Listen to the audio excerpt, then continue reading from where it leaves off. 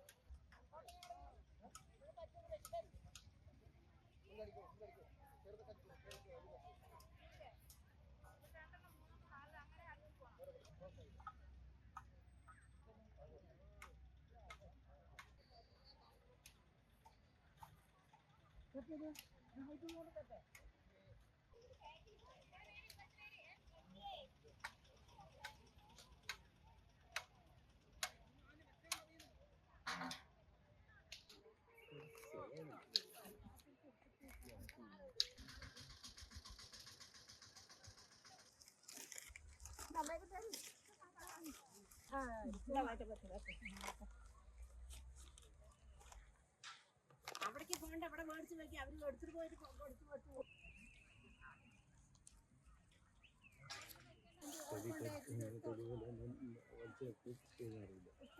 ടോപ്പിൽ പോയിട്ട് എടുത്തു കഴിഞ്ഞാൽ നന്നായിട്ടുണ്ടാവും അല്ലേ ചേട്ടാ? Drone shot